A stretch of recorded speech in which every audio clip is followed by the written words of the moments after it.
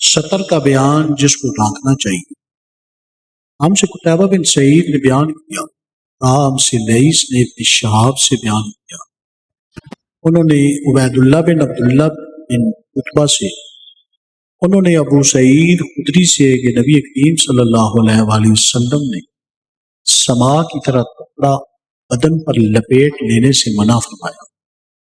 اور اس سے بھی منع فرمایا کہ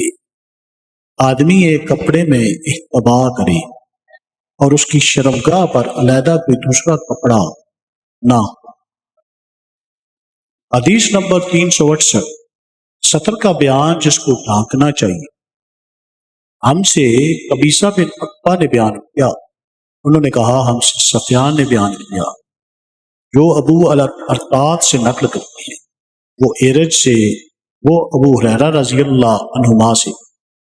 کہ نبی کریم صلی اللہ علیہ وآلہ وسلم نے دو طرح کی پیہ و فروخت سے منع فرمایا، ایک تو چھونے کی پیہ سے، دوسرے پھینکنے کی پیہ سے، اور استعمال سما سے جس کا بیان اوپر گزرا، اور ایک کپڑے میں گوٹ مار کر بیٹھنے سے۔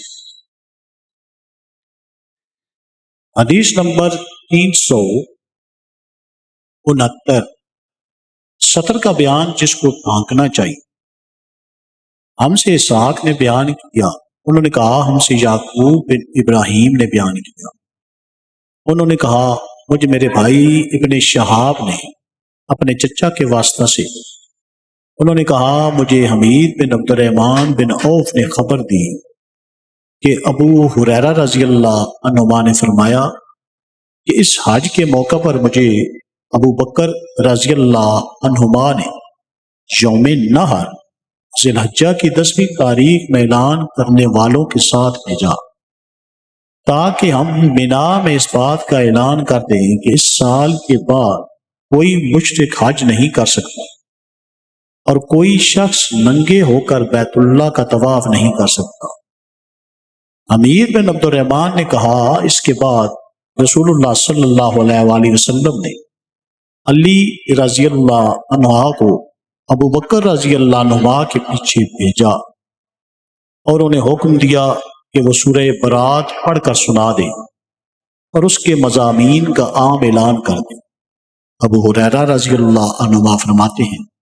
کہ علی رضی اللہ عنہ نے ہمارے ساتھ نحر کے دن مینا میں 10ویں تاریخ کو یہ سنایا کہ آج کے بعد کوئی مشرک نہ حج کر سکے گا اور نہ بیت اللہ کا طواف کوئی شخص ننگے ہو کر کر سکے گا۔ حدیث نمبر 370، بغیر چادر اوڑھے صرف ایک کپڑے پہ لپٹ کر نماز پڑھنا بھی جائز ہے۔ ہم سے عبدالعزیز بن عبداللہ ویسی نے بیان کیا، کہا مجھ سے عبد الرحمن بن ابی الموال نے محمد بن منقدر سے کہا میں جابر بن عبداللہ انصاری کی خدمت میں حاضر ہوا، وہ ایک کپڑا اپنے بدن پر لپیٹے ہوئے نماز پڑھ رہے حالانکہ ان کی چادر لگ رکھی ہوئی تھی۔ جب آپ نماز سے فارغ ہوئے تو ہم نے کہا اے ابو عبداللہ آپ کی چادر رکھی ہوئی ہے اور آپ اس سے اوڑھے بغیر نماز پڑھ رہے ہیں۔ انہوں نے فرمایا میں نے چاہ کہ تم جیسے جاہل لوگ مجھے اس طرح نماز پڑھتے دیکھتے، میں نے بھی نبی کریم صلی اللہ علیہ وآلہ وسلم کو اسی طرح ایک کپڑے میں نماز پڑھتے دیکھا تھا۔